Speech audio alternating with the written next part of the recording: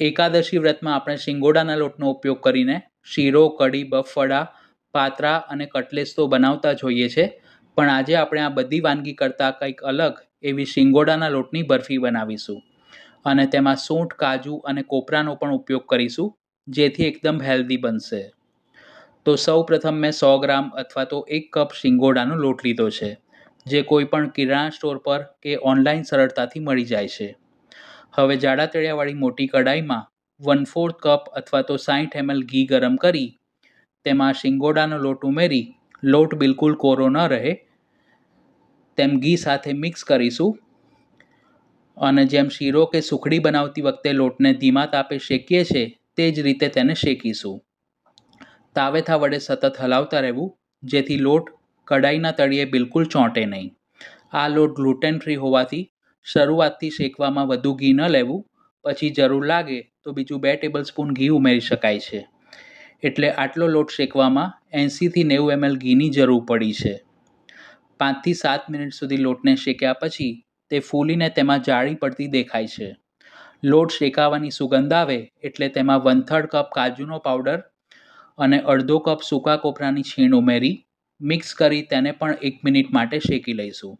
અત્યારે લોટ અને કઢાઈ બંને ગરમ છે, એટલે ઓવરકુક ન કરવું, નહીતર જો શિંગોડાનો લોટ બળી જશે તો બરફી સ્વાદમાં એટલી સારી નહીં બને. આ રીતનું લાઇટ બદામી રંગનું મિશ્રણ થાય એટલે ગેસ બંધ કરી તેને પ્લેટમાં કાઢી થોડીવાર માટે રૂમ ટેમ્પરેચર પર ઠંડુ થવા દઈશું. બધી જ સામગ્રીના માપ મેં વિડીયોની સ્ક્રીન ઉપર અને ડિસ્ક્રિપ્શન બોક્સમાં આપ્યા છે. આ જ રીતે તમે રાજગરાના લોટનો ઉપયોગ કરીને પણ ફરાળી બરફી બનાવી શકો છો. હવે કડાઈમાં 500 ml અથવા તો 2 કપ ફૂલ ફેટ દૂધ લઈ તેને હાઈ ફ્લેમ પર ગરમ કરીશું.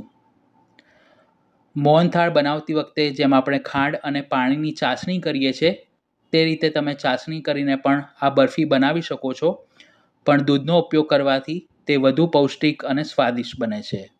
5 મિનિટ પછી દૂધમાં ઉભરો આવે અને તે ઉકળવા લાગે પછી જો કડાઈમાં સાઈડમાં મલાઈ વળી હોય તો તેને તાવેથા વડે ઉખાડતા જવું અને મિક્સ કરતા જવું.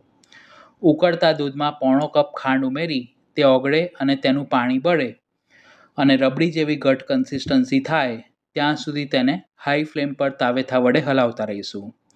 દૂધને ઉકાળવામાં 15 મિનિટ જેટલો સમય લાગ્યો છે. આ રીતનું લચ્છેદાર રબડી જેવું મિશ્રણ થાય એટલે ગેસ ધીમો કરી દેવો, જેથી દૂધ કડાઈના તળિયે ચોંટી ના જાય. આપણે જે શિંગોડાના લોટનું મિશ્રણ શેકીને રાખ્યું છે તે તેમાં ઉમેરી મિક્સ કરીશું, જેથી ધીમે ધીમે તેમાં દૂધ શોષાશે અને મિશ્રણ ઘટ થવા લાગશે. શિંગોડાના લોટમાં કાર્બોહાઈડ્રેટ, એન્ટીઓક્સિડન્ટ અને ફાઇબર સારા પ્રમાણમાં રહેલું હોવાથી તેનું સેવન આપણી હેલ્થ માટે પણ ખૂબ જ ગુણકારી છે. ધીમીથી મધ્યમ આંચ પર જ્યાં સુધી મિશ્રણ સરખું ઘટ થઈ કડાઈમાંથી છૂટું પડવા લાગે અને તેમાંથી ઘી અલગ થતું દેખાય ત્યાં સુધી તેને કૂક કરીશું. મિશ્રણ જો પ્રમાણમાં નરમ રહેશે તો પણ બરફી સરખી જામશે નહીં. તાવેથા ઉપર લઈને ચેક કરીએ તો તે સરળતાથી નીચે ન પડે તેટલું ઘટ થાય પછી જ ગેસ બંધ કરવો.